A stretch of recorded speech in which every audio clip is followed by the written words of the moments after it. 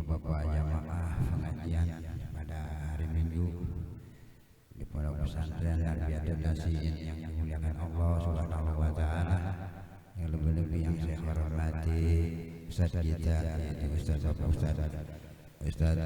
Nur Effendi. Alhamdulillah pada malam hari ini kita mengadakan pengajian. Pertama-tama marilah Bapak-bapak kita panjatkan puji syukur kehadirat Allah Subhanahu wa taala yang telah memberikan taufik hidayah dan hidayahnya kepada kita semua. Kita nama kita diberikan kesehatan, sehat Islam, sehat iman, dan sehat lainnya, maka kita bisa dapat hadir ke majlis pengajian kita ini. Lawat dan salam senantiasa kita panjatkan bersyukur kepada Nabi Rasul kita yang Nabi Muhammad SAW yang telah berikan pencerahan kepada kita semua. Mudah-mudahan kita selalu setia untuk menjalankan sunnah-sunnahnya. Bapak bariklah Bapak pada hari ini pengajian kita, mudah-mudahan dengan acara pengajian kita ini Allah berikan pahala kepada kita. Maka daripada itu sebelum kita aja kita buka pengajian ini, mari kita baca selawat. Ada dukung ini bukan kita ya. Allahumma salli wa sallim wa barik alaihi.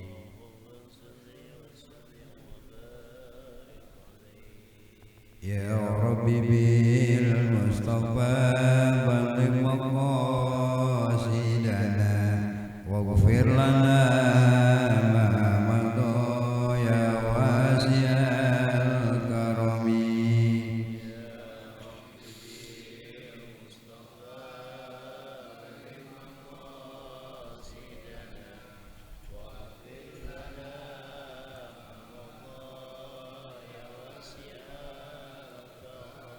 Muhammadun sayyidul kaunaini wa saqalain wal fariqaini min urbi wa min azami.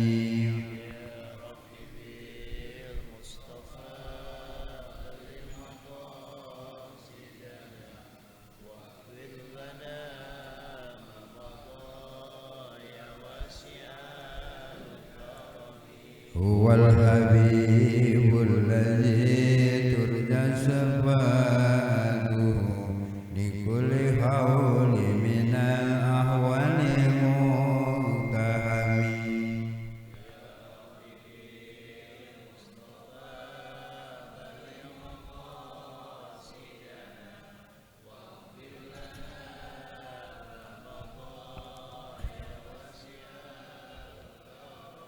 Ya Rabbi wa ar-rajai wal mun'akisin ladaika wal ahsabi wal muhaddimi.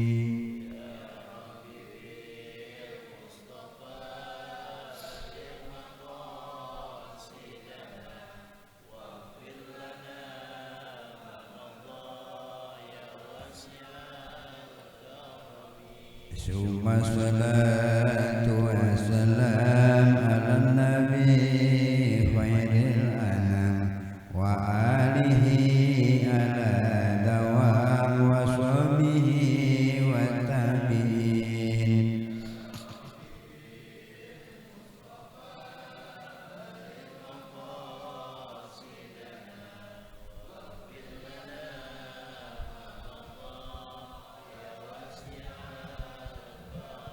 La ilaha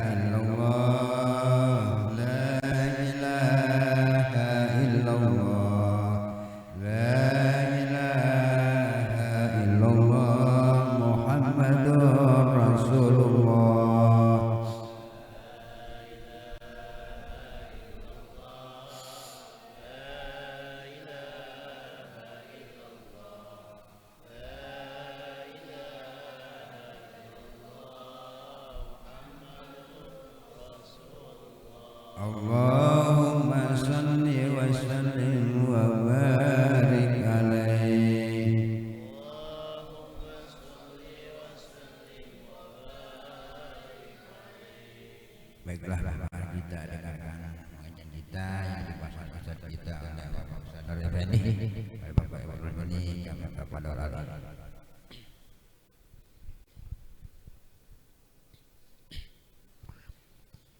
Bismillahirrahmanirrahim. Assalamualaikum warahmatullahi wabarakatuh.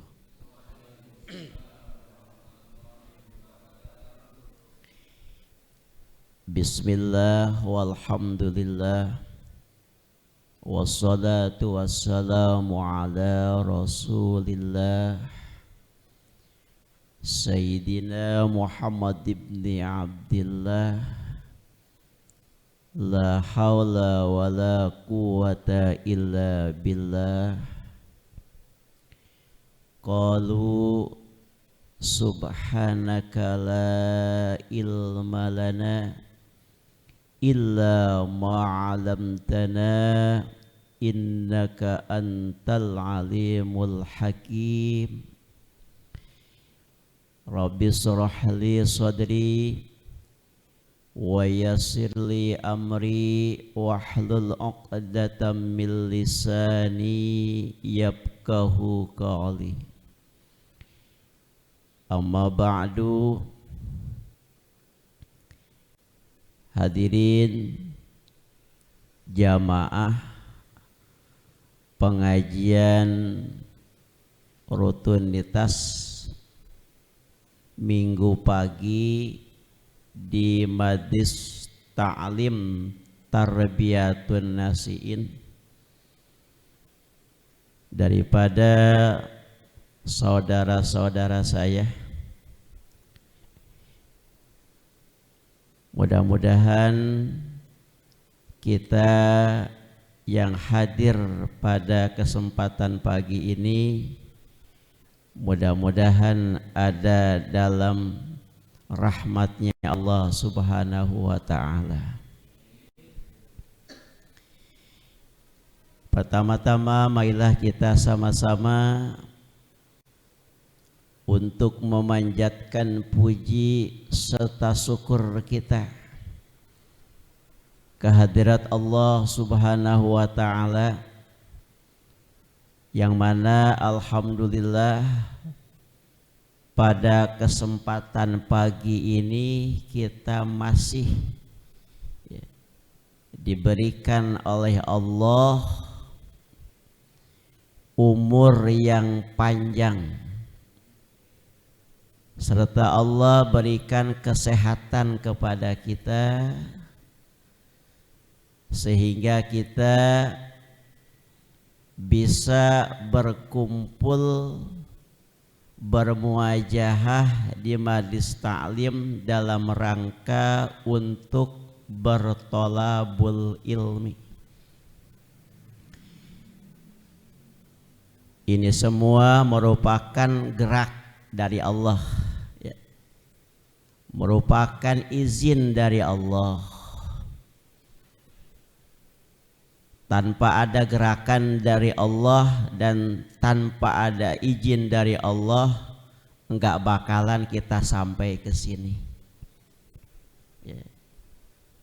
Ini bukan karena kekuatan kita, tapi gerakan izin dari Allah. Karena banyak di antara saudara-saudara kita yang diajak mah udah, ya. Tapi karena hatinya nggak ada gerak dari Allah, ya nggak bakalan bisa. Nah, mudah-mudahan yang hadir pada kesempatan pagi ini, mudah-mudahan segala langkahnya, segala niatnya kita dari tempat masing-masing yang lahir ya karena Allah, ya karena Allah, nyatin karena Allah, ya karena Allah, karena ikhlas karena Allah, ya mudah-mudahan dicatat oleh Allah menjadi catatan amal kebaikan kita untuk menjadi bekal kita nanti di hadapan Allah Subhanahu wa ta'ala. Salawat seiring salam tak lupa kita sampaikan keharibaan junjunan kita Nabi besar Muhammad sallallahu alaihi wasallam. Yang mudah-mudahan kita di sini yang hadir khususnya kita diaku sebagai umat baginda Rasul, sehingga kelak nanti kita mendapatkan syafaatnya nanti di yaumil kiamah. Amin ya rabbal alamin. Hadirin jamaah pengajian yang sama-sama rahmati Allah Subhanahu wa taala. Kita mulai pengajian kita ya, karena kemarin minggu pertama itu baru muqaddimah doang ya, baru pembukaan, baru muqaddimah. Nah insyaallah pada minggu kedua ini mari kita buka yang bawa kitabnya, kita simak keterangan yang ada dalam kitab Mukhtasar Tazkirul Kutubi ya. Kita awali dengan khutbahnya mu'alif ya. Wa qala al-mu'alif rahimakumullah wa nafa'ana ulumihim fi daraini. Al-Fatihah. A'udzu billahi minasyaitonir rajim. Bismillahirrahmanirrahim. Alhamdulillahi rabbil alamin. Arrahmanir rahim. Maliki yaumiddin. Iyyaka na'budu wa iyyaka nasta'in. Ihdinas siratal mustaqim. Siratal ladzina an'amta 'alaihim ghairil maghdubi 'alaihim waladdallin. Bismillahirrahmanirrahim. Alhamdulillahi rabbil alamin wal aqibatu lil muttaqin wala udwana illa 'alaz zalimin. Wassalatu wassalamu ala sayyidina Muhammadin wa ala alihi wa sahbihi ajmain. Nah ini khutbahnya ya, khutbahnya pengarang ini kitab ya. Maka semua kitab begitu. Jadi di semua kitab ada dimulai dengan khutbahnya, dengan permulaannya. Nah kalau saya artikan ya, khutbah tadi segala puji bagi Allah ya, Rabbul Alamin, yang mengurus semua alam. Siapa sih Allah itu? Jawabnya Allah adalah Rabbul Alamin, Allah yang mengurus semua alam. Dari mulai alam ruh, alam rahim, alam dunia, alam barzah, alam akhirat. Jadi ada 5 alam ya. Itu semua Allah yang ngurus ya. Allah yang ngurus. Kita sudah berapa alam nih? Alam ruh sudah kita lewatin, alam rahim sudah kita lewatin, alam dunia sedang kita jalanin, yang belum 2 lagi, alam barzah sama alam akhirat ya, itu yang belum tuh ya. Ini semuanya kita pasti ya, semuanya kita pasti mengalami 2 alam lagi, alam barzah, alam akhirat. Alam barzah, alam penantian, dan alam akhirat adalah merupakan alam yang bakal kita nanti tempatin abadan abidin selama-lamanya. Itu Allah semua yang urus ya. Allah yang urus ya. Apalagi yang diurus Allah termasuk dari para Rabbul Alamin? Daratan, lautan, bumi, langit, termasuk kita, ini kita ada dalam urusan Allah. Ya. Kita diurus oleh Allah. Makanya kita jangan suka mengatur-ngatur urusan Allah. Rizki urusan Allah, ya. Sehat urusan Allah, sakit urusan Allah, mati urusan Allah. Rabbul alamin, Allah yang mengurus. Apa tugas kita? Wa ma khalaqtul jinna wal insa illa liya'budun. Itu tugas kita mah. Ya. Tugas kita mah adalah untuk mengabdi, beribadah kepada Allah Subhanahu wa taala. Itu tugas kita. Ya, jadi Allah Rabbul Alamin, Allah yang mengurus semua alam, baik alam arwah, alam rahim, alam dunia, alam barzah, terakhir adalah alam akhirat. Rabbul Alamin, itu Allah yang mengurusnya. Nah, itu ya. Nah kemudian wal akibatul lil muttaqin, kata pengarang ini kitab, bahwa akibat itu apa itu? Hasil, ya. Hasil daripada apa yang kita jalankan dalam hal kebaikan, lil muttaqin, itu nanti akan diterima oleh orang-orang muttaqin. Nih kita ngaji pagi ini, nanti ada akibatnya, hasilnya akibat itu, ya.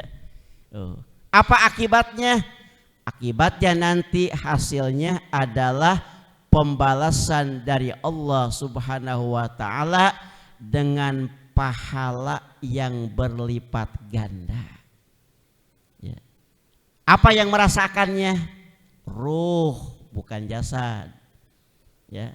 Yang akan merasakan hasil kebaikan yang kita perbuat di permukaan bumi ini, kecilnya, besarnya, kelihatannya dan tidak kelihatannya, itu ada akibatnya, ada pembalasannya dari Allah Subhanahu wa ta'ala. Makanya enggak kelihatan, kalau akibat kebaikan mah enggak kelihatan. Yang merasakan nanti ruh kita ketika kita di hadapan Allah Subhanahu wa ta'ala. Makanya kalau untuk hal kebaikan mah orang kagak mau, ogah aja gitu kan.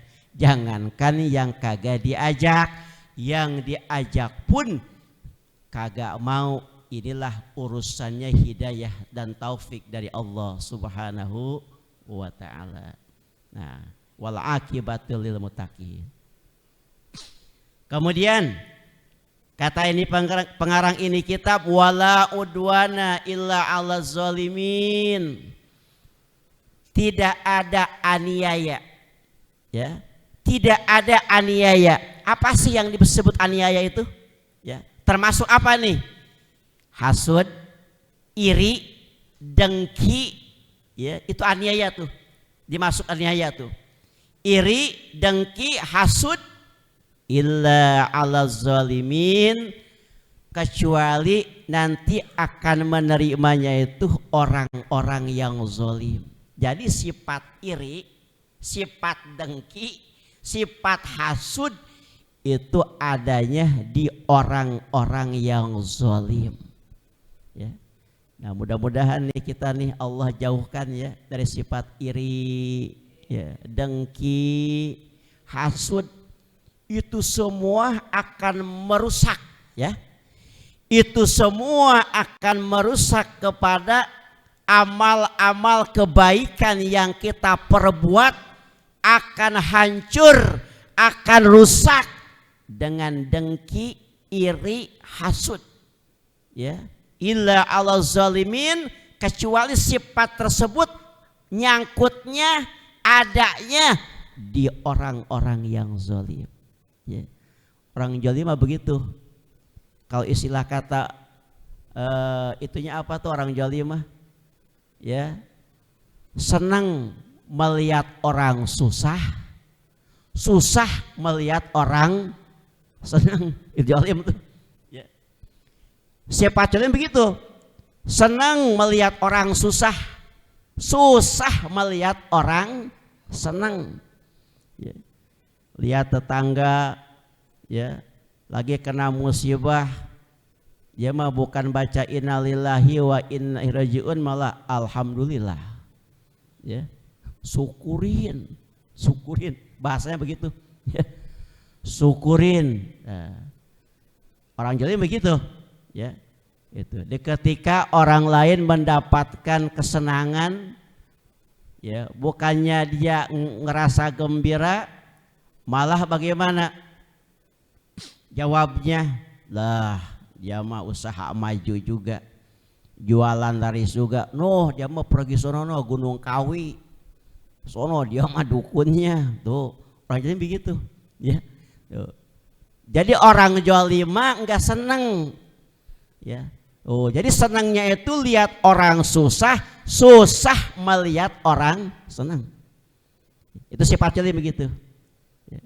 Awas nih, ya, jangan sampai sifat tersebut ada dalam diri kita. Bahaya, bahaya itu bahaya udah, ya. Oh, sebanyak apapun amal kebaikan kita, sebanyak apapun amal sedekah kita, ya, sudah berapa kali kita berangkat umpama umroh, sudah berapa kali kita berangkat haji, berapa umpama uang yang kita korbankan untuk kepentingan agama, ada sifat satu aja dalam diri kita, hasud. Kalau enggak hasud, iri. Kalau enggak iri, dengki. Semuanya akan hancur kebaikan yang ada di diri kita. Ya. Ya, makanya buang, ya, buang jauh-jauh sifat zalim itu yang isinya adalah iri, dengki, ya, hasud. Itu semua akan merusak amal kebaikan kita. Makanya kalau orang yang punya sifat zalimah hidupnya nggak pernah tenang, nggak tenang dia mah, ya. Malah kadang kenapa nggak tenang? Karena mikirin ngopenin urusan orang, ya. Urusan orang mulu dipikirin, ya. Ya. Tuh. Makanya badannya nggak pernah gemuk-gemuk. Kagak gemuk orang zalim mah, lah mikirin urusan orang. Ya gak? Tuh, tetangga beli motor, lah dia yang panas. Kata knalpot, bang mestinya saya yang panas. Kata knalpot, kenapa abang yang panas? Kan begitu. Iri mulu orang yang zalim mah, makanya nggak pernah gemuk-gemuk dia mah.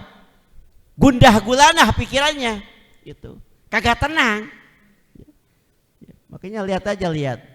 Ya, kalau kita lagi gaul nih, lagi kita nongkrong, lagi ngobrol, ada orang wah kagak gelisah pikirannya nih. Udah ketahuan tuh. Ya, ya. Kagak tenang. Ya. Tuh, kagak apa tuh di bawahnya itu bawaannya kagak tenang aja orang zalim mah begitu. Ya, karena kenapa? Karena dia suka ngurusin urusan orang. Orang zalim begitu. Beda sama orang salimul qalbi, orang yang selamat hatinya, tenang aja. Ya, tetangga kaya tenang, tetangga kebeli mobil alhamdulillah, tetangga maju usahanya alhamdulillah, tenang aja. Kenapa? Karena hatinya tentram, hatinya tenang. Karena urusan dirinya bukan karena diurus sama Allah. Itu orang yang salimul qalbi, orang yang selamat hatinya, tidak ada sifat zalim, tidak ada sifat iri, tidak ada sifat dengki, tidak ada sifat hasud. Tenang aja dia mah, ya. Nah gitu. Nah ini sifat semacam ini harus kita miliki. Jauhin sifat-sifat yang zalim. Karena kata Allah, orang yang zalimah mutu bighaizikum. Jadi orang yang zalimah, orang yang iri, orang yang dengki, dia mah akan mati dengan sendirinya. Kata Allah, mutu bighaizikum, matilah kamu dengan marahmu sendiri.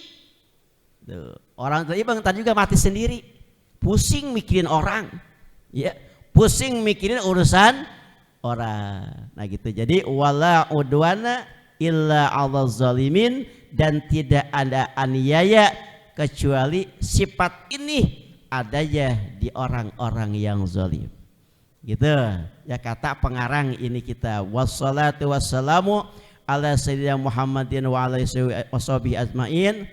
Salawat, salam sejahtera itu kita mudah-mudahan tercurah kepada Nabi Muhammad sallallahu alaihi wasallam. Nah, ini baru khutbahnya nih. Isi khutbahnya begitu. Ya, isi khutbahnya begitu. Nah, kita lanjut. Al-babul awalu fi ukubati tarikis salat. Nah, ini baru nih, ya baru ke poinnya.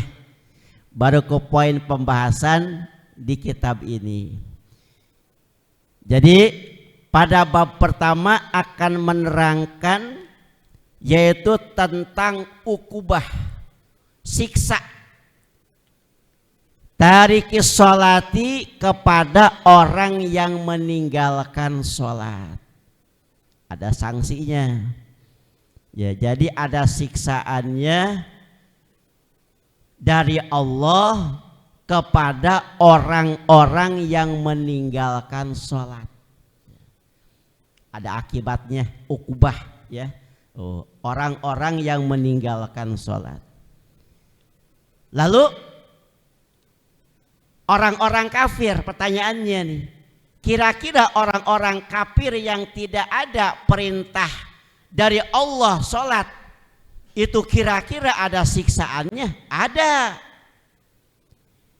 Jadi perintah sholat itu bukan kepada orang muslim doang, bukan kepada orang mukmin doang, tapi itu perintah sholat ada kepada orang-orang kafir. Karena orang-orang kafir itu tidak sah sholatnya, yang menghijab adalah kekafirannya, maka tidak ada kewajiban sholat untuk orang kafir karena ada hijab kafirnya. Ya.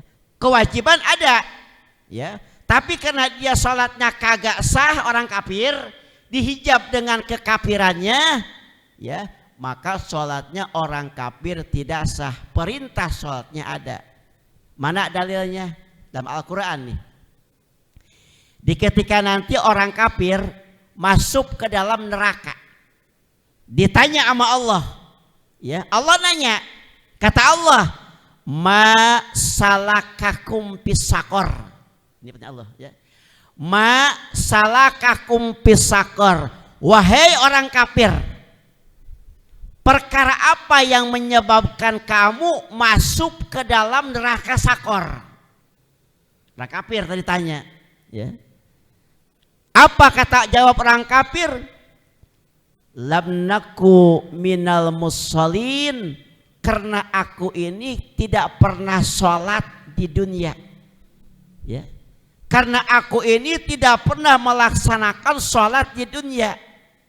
Dalil ini menunjukkan bahwa sholat itu wajib sama orang kafir juga, karena terhijab dengan kekafirannya, sehingga kalau orang kafir sholat tidak akan diterima oleh Allah Subhanahu wa taala, terhalang karena kekafirannya. Nah, orang mukmin, ya, orang mukmin nih ada sanksi dari Allah di akhirat nanti jika enggak sholat, disiksa oleh Allah. Kenapa? Karena ada perjanjian dulu di hadapan Allah. Di ketika Allah nanya kepada ruh sebelum dimasukkan ke jasad kita nih, ditanya itu ruh, ya, alastu birabbikum, ditanya tuh, perjanjian di situ perjanjiannya. Kata Allah, ya ruh, apakah kamu tahu siapa aku ini? Kata Allah, ya, apakah kamu tahu kenal siapa aku ini? Kata ruh jawab, ya, bala ya Rabb, aku kenal, aku tahu bahwa kau adalah Tuhanku. Kata ruh. Ini perjanjian bahwa begitu dia bala, dia mengaku bahwa Allah itu Tuhannya. Di situ perjanjian bahwa ruh akan menjalankan semua perintah-perintah Allah, termasuk adalah sholat. Ya, termasuk adalah sholat. Udah janji itu. Ya, ruh kita udah janji di hadapan Allah bahwa kita mau taat kepada perintah Allah, termasuk adalah sholat yang 5 waktu. Maka pantas ya kalau Allah nanti akan memberikan sanksi kepada orang yang tidak melaksanakan sholat dengan siksaan yang sangat pedih. Hati-hati ya, jangan sholat yang 5 waktu, jangan sampai kita tinggalkan. Seperti yang kemarin saya jelaskan, bahwa sholat itu adalah amal yang paling pertama yang akan diperhitungkan di hadapan Allah. Ya, yakinkan ya. Yakinkan dalam diri kita ya bahwa sholat itu nanti satu amal yang akan diperhitungkan yang paling pertama di hadapan Allah. Di dalam kitab ini menjelaskan Allah akan menyiksa kepada orang-orang yang meninggalkan sholat, baik di dunia maupun nanti di akhirat. Mana siksa dunia? Ya. Siksa dunia yang akan merasakannya adalah jasad. Orang yang meninggalkan sholat hidupnya kagak tenang, ya, kagak tentram. Gitu. Orang yang meninggalkan sholat oleh Allah, hatinya, hidupnya tidak diberikan ketentraman, ya, tidak diberikan ketenangan. Padahal kalau kita lihat nilai ya kehidupan dia lebih cukup daripada kita, ya, secara dunia, secara materi, wow udah lengkap, tapi kadangkala hatinya kagak tenang, ya, hatinya kagak tenang. Kenapa? Emang itu Allah, ya, Allah itu turunkan siksaan kepada orang-orang yang meninggalkan sholat. Beda sama orang yang sholatnya aja bilang rajin, ya. Ya kalau sholat mah nggak ada rajinnya, ya kan? Sholatnya aja rajinnya. Sholat aja, jangan ditinggalin. Itu hatinya biar bagaimanapun Allah akan berikan sakinah, akan berikan ketentraman.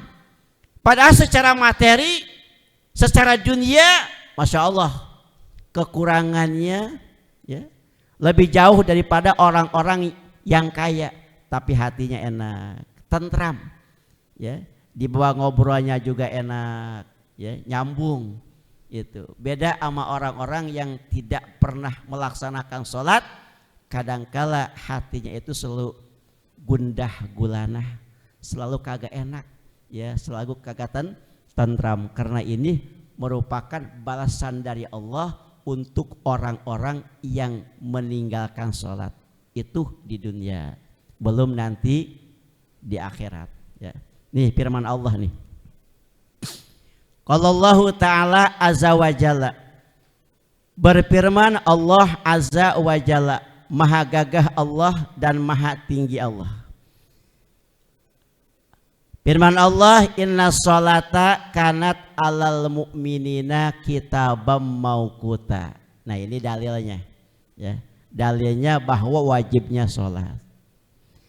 Sesungguhnya sholat itu kitaban akanat alal mu'minina kitabam mauquta, bahwa sholat itu atas orang-orang mukmin kitabam mauquta, kewajiban yang sudah ditentukan oleh Allah waktunya. Itu. Jadi kewajiban yang sudah Allah atur waktunya sholat. Ada berapa kira-kira nih sholat yang kita laksanakan? Ada 5 waktu sehari semalam. Jangan kagak tahu, jangan kalah sama anak TK. Ya, anak TK mah ditanya sholat pinter banget, ya lagi TK, udah gede nggak pada sholat, gitu. Lagi TK mah pada pinter itu, ya tahu sholat zuhur, asar, maghrib, isya, subuh, begitu udah gede aja, ya udah tahu duit, kagak pas sholat, ya pinter lagi kecil, begitu, ya. Jadi sholat itu kewajiban dari Allah yang sudah diatur waktunya. Berapa kali? 5 kali itu sholat dalam sehari semalam, ya cuma 5 waktu doang. Coba kalau umpama di ketika Nabi Isra Mi'raj ada perintah sholat 50 waktu. 50 waktu itu. Kalau itu umpama terjadi di ketika itu, ya 50 waktu diberikan kepada umat baginda Rasul, kepada kita, wah nggak bakal sempat kita kerja, ya. RT nggak bakal sempat ngurusin warga, sholat mulu itu RT, ya. Yang jualan nggak bakal sempat ngurusin jualannya. Kenapa? Sholat terus. Coba sekarang, waktu sehari semalam 24 jam. Andaikan itu sholat yang 50 waktu diturunkan terjadi kepada umat baginda Rasul, berarti sholatnya setengah jam sekali. Setengah jam sekali sholat, datang lagi, ya sholat lagi, terus ya setengah jam sekali. Nah, akhirnya bagaimana? Ketemu Nabi Musa bolak-balik, Muhammad nggak bakalan kuat. Gak bakalan kuat itu umat kamu diberikan sholat, diperintah sholat oleh Allah sehari semalam 50 waktu, gak bakalan kuat. Balik lagi, balik. Ya, tuh akhirnya Nabi Muhammad bolak-balik ke hadapan Allah, ya, minta dikorting, minta dikurangin. Tuh ujung-ujungnya terakhir, kata Allah, udah 5 waktu aja cukup. Bagaimana kata Nabi Musa? Balik lagi Muhammad, nggak bakalan kuat 5 waktu juga. Ya benar-benar, ya kan? 5 waktu juga banyak yang bolongnya, apalagi 50 waktu. 5 waktu aja udah banyak alasannya, apalagi 50 waktu. Nah, yang 5 waktu pun kadangkala, coba yo, itu yang 5 waktu, zuhur, asar, maghrib, isya, subuh. Itu yang kita pakai sholat, waktu yang 24 jam itu kira-kira berapa menit yang kita pakai sholat? Ya, ukuran kelas ekonomi 5 menit, ekspres 1 menit, rapih itu sholat. Ya, sholat 5 menit. Itu untuk kelas ekonomi. Ya. Kalau untuk kelas eksternal kadang-kadang kita 2 menit udah rapi. Sekarang ambil aja 5 menit sehari semalam, hitung berapa kali kita sholat? 5 kali. 5 kali 5 25 menit. 25 menit kita cuma dipakai ngelapor ke Allah. Padahal mah itu 24 jam sehari semalam. Itu yang dipakai kita ibadah kepada Allah, yang dipakai kita sholat cuma 25 menit. Kagak sejam-sejam acan, kagak. Coba. Boro-boro sejam. Ya. Bahkan itu 5 waktu itu cuma 25 menit. 1 ya 5 waktu zuhur, asar, maghrib, isya, subuh yang kita pakai cuma 25 menit. Karena kita ngambilnya 1 sholat 5 menit. 5 menit. Kagak ada yang sholat sejam, kagak ada, 1 sholat aja. Tuh, ini mah 5 kali sholat cuma 25 menit. Sedangkan waktunya itu sehari semalam ada 24 jam. Ya. Dan makanya kata Al-Imam Ghazali dalam kitabnya begini. Beliau membagi waktu itu 8. Membagi waktu itu 3, ya. 3. Pertama kata Al-Imam Ghazali 24 menit itu 8 jam untuk ibadah kepada Allah. 8 jam untuk kita kerja dan 8 jam kita untuk istirahat. Itu kata Ghazali ya. Nah kita pikir tadi 8 jam untuk ibadah, boro-boro 8 jam untuk ibadah. Justru tadi sholat itu sehari semalam itu kita makainya cuma 25 menit, Masya Allah ya. Berarti kita kebanyakan apa tuh?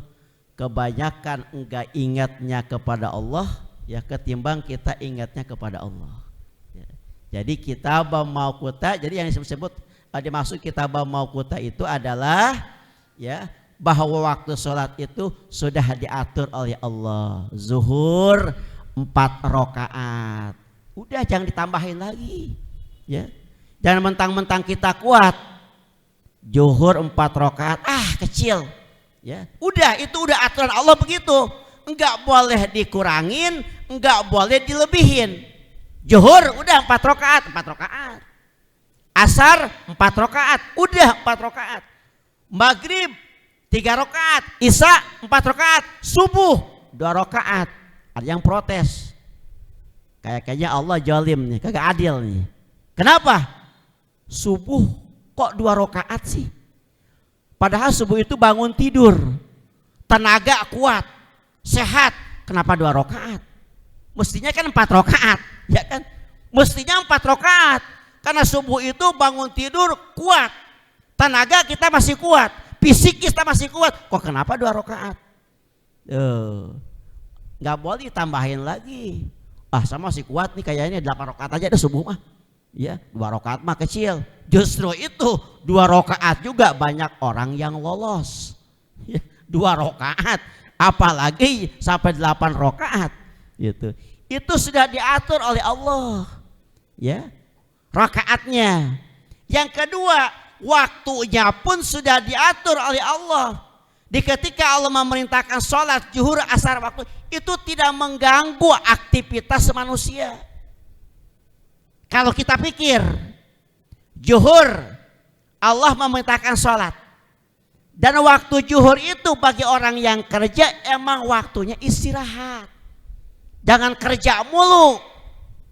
Waktu zuhur itu waktu istirahat. Nah waktu istirahat sempatkan kata Allah buat sholat zuhur, pak nggak ganggu ya kan. Zuhur kadangkala jam 12 lewat 5 menit atau juga jam 12 kurang. Kira-kira ganggu enggak tuh aktivitas manusia? Enggak. Diposisikan oleh Allah waktunya zuhur. Emang zuhur waktunya istirahat. Ya. Datang asar. Ya. Kenapa asar itu ada waktu asar? Emang asar itu emang waktunya orang pulang kerja. Udah jangan kerja mulu. Pulang. Bagian asarnya sholat asar. Kagak ganggu kan? Enggak mengganggu. Ya. Datang maghrib. Emang maunya istirahat, maghrib udah jangan kerja mulu, istirahat waktunya, pulang, sholat maghrib. Ya. Datang waktu isya, tidak mengganggu, sebelum tidur, sholat dulu lah 4 rakaat. Ya kan? Datang waktu subuh, emang wayahnya bangun, sholat subuh. Tuh Allah nggak mengganggu sebetulnya mah waktu-waktu manusia. Tapi karena manusianya itu tidak menyadari bahwa perintah sholat itu datangnya dari Allah, maka dia mengabaikan itu perintah dari Allah Subhanahu wa taala. Maka pantas jika Allah mengeluarkan tindakan berupa siksa kepada orang yang meninggalkan sholat. Nggak mengganggu sebetulnya. Ya zuhur emang waktunya istirahat. Datang asar, ya kan? Datang asar emang wayahnya pulang. Maghrib emang wayahnya istirahat kerja. Ya, isya emang wayahnya kita mau tidur, sholat dulu lah. Subuh emang wayahnya bangun, sholat subuh 2 rakaat. Inilah jadi yang dimaksud inna sholata kanat alal mu'minina kitaban mauquta, begitu ya. Kewajiban yang sudah diatur oleh Allah, waktunya, tempatnya, rakaatnya, itu semua udah ada diatur oleh Allah Subhanahu wa taala. Ini dalilnya nih ya, dalil bahwa wajibnya itu sholat. Nah kemudian ayat yang selanjutnya, qallallahu azza wa jalla fa khalafa mim ba'dihim khalfun adha'us salat wattaba'us syahawat fasawfa yalqauna ghayyan. Nih firman Allah yang kedua. Mana kata Allah? Fa khalafa mim ba'dihim khalfun adha'us salat. Nanti di akhir zaman kata Allah ya, akan penghuni dunia ini akan diganti oleh Allah dengan orang-orang dengan pengganti yang bagaimana? Yang adha'us salat, yang suka menyia-nyiakan salat. Ya, sekarang tuh ya kan, sekarang orang itu sudah menganggap remeh, menganggap tidak perlu, menganggap tidak wajib terhadap perintah salat. Ini udah ada di Al-Qur'annya ini, ya. Jadi kata Allah, "Fahalpun min ba'dihim khalpun adha'us salat." Nanti di akhir zaman, dekat-dekatnya kiamat, itu orang akan menyia-nyiakan tentang perkara salat. Sekarang udah kelihatan. Ya. Orang itu sama salat udah kagak begitu penting. Udah begitu kagak perlu sama salat.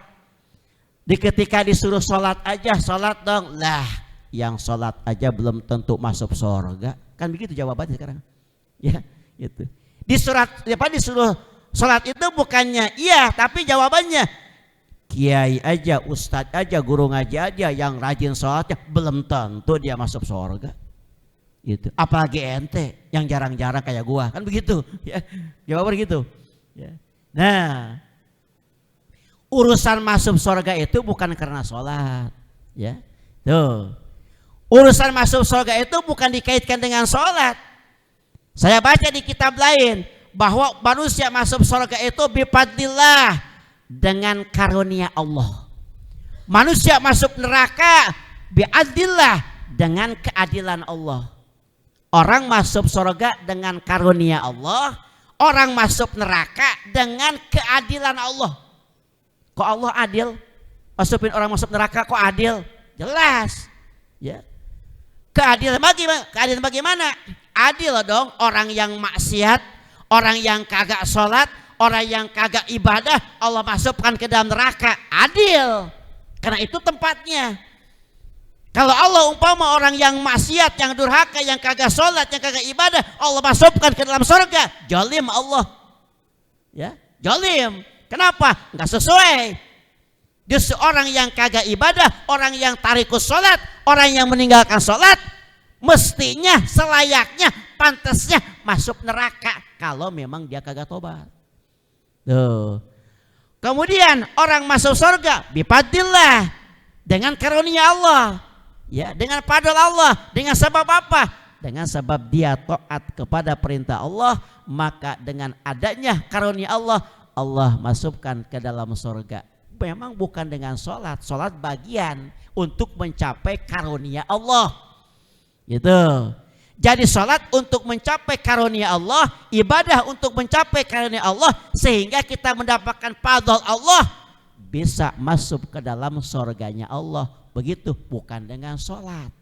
Sholat mah itu merupakan sababiyah, jalan karena kita taat ke perintah Allah, insya Allah balasannya adalah surga. Kan begitu sekarang dituduhnya, yang sholat aja belum tentu masuk surga, apalagi ente kagak sholat. Kan begitu jawabnya, tinggal balikin aja lah ya, tinggal balikin aja. Yang sholat aja belum tentu masuk surga, apalagi ente yang kagak sholat. Kan gitu jawabannya. Ya. Nah segitu, sekarang begitu tuh modelnya tuh ya. Jadi fakhalafa ba'duhum khalpun adha'us salat. Nanti akan digantikan penghuni dunia ini adalah dengan orang-orang yang menyepelekan, yang menyia-nyiakan salat. Kenapa? Ya. Kenapa nih sehingga manusia ahli dunia nanti di akhir zaman akan menyia-nyiakan perintah salat?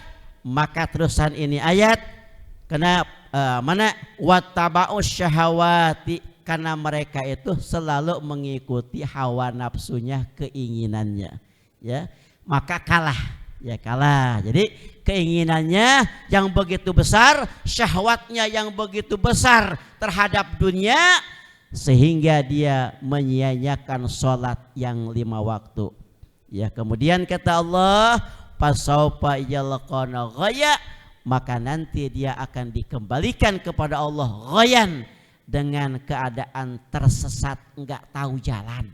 Ya, fasaufa yalqana ghaya, nanti dia dikembalikan kepada Allah, dia dalam keadaan sesat di hadapan Allah Subhanahu wa taala. Maka dari itu hadirin, mudah-mudahan ya yang hadir khususnya pada pagi ini, mudah-mudahan kita selalu menjaga sholat yang 5 waktu kita. Ya, jangan kita nunggu husu, jangan. Sama belum husu nggak bakal sholat, jangan. Ya kata Allah kan dalam Al-Quran, inna sholata lakabiratun illa alal khasiin, sesungguhnya sholat itu sangatlah berat kecuali untuk orang-orang yang khusyuk.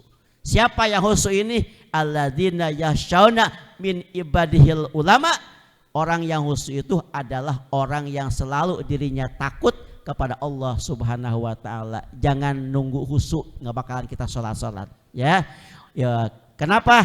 Karena derajat kita nggak bakal sampai ke situ. Yang khusyuk mah para anbiya, para nabi, para aulia itu sholatnya akan khusyuk. Orang yang semacam kita mah nggak bakalan nyampe khusyuk. Kenapa? Karena hati kita masih dipenuhi dengan rasa hubud dunya, cinta sama dunia. Nah, mudah-mudahan ya dengan penjelasan singkat ini, mudah-mudahan ada manfaatnya. Amin, amin ya robbal alamin. Kita doakan saudara-saudara kita yang kurang sehat, ya kan, yang kurang sehat, yang belum ada niat ngaji, doakan mudah-mudahan supaya mendapatkan hidayah dari Allah Subhanahu wa taala. Ya, karena kita isi kampung kita dengan pengajian, dengan banyak pengajian, insya Allah rahmat Allah akan turun ke kampung kita. Al-Fatihah. A'udzubillahi minasyaitonirrajim. Bismillahirrahmanirrahim. Alhamdulillahirabbil alamin arrahmanir rahim maliki yaumiddin. Iyyaka na'budu wa iyyaka nasta'in ihdinas siratal mustaqim siratal ladzina an'amta 'alaihim ghairil maghdubi 'alaihim waladdallin. Astagfirullahaladzim, astagfirullahaladzim. Allahumma salli ala sayyidina Muhammadin bil awwalin wal akhirin wa barik wa sallim radhiyallahu ta'ala an kulli sahabati rasulillahi ajmain. Bismillahirrahmanirrahim. Alhamdulillahi rabbil alamin, hamdan syakirin, hamdan naimin, hamdan yuafi ni'amahu wa yukafihu majidah. Ya Rabbana lakal hamdu kama yanbaghi li jalali wajhikal karim wa 'azimi sultanik. Allahumma salli ala sayyidina Muhammad wa ala ali sayyidina Muhammad. Allahumma hadina siratal mustaqim, Allahumma hadina siratal mustaqim, Allahumma hadina siratal mustaqim, siratal ladzina an'amta alaihim minan nabiyyina was-siddiqina wasyuhada'i was-sholihin, ulaika rafiqa dzalika fadlullahi wa kafa billahi alima. Allahumma ij'alna haja jam'ana jam'an marhuman wa tafarraqan min ba'dihi tafarraqan ma'suman. Allahumma inna nas'aluka ilman nafi'an wa amalan mutaqabbalan wa rizqan halalan katsiran tayyiban. Rabbana taqabbal minna innaka antas samiul alim wa tub 'alaina innaka antat tawwabur rahim. Rabbana ya Allah atina fid dunya hasanah wa fil akhirati hasanatan wa qina adzabannar. Sallallahu ala sayyidina Muhammadin subhana rabbika rabbil izzati amma yasifun. Salamun alal mursalin walhamdulillahi rabbil alamin. Kurang lebihnya saya mohon dibukakan pintu maaf yang seluas-luasnya. Assalamualaikum warahmatullahi wabarakatuh.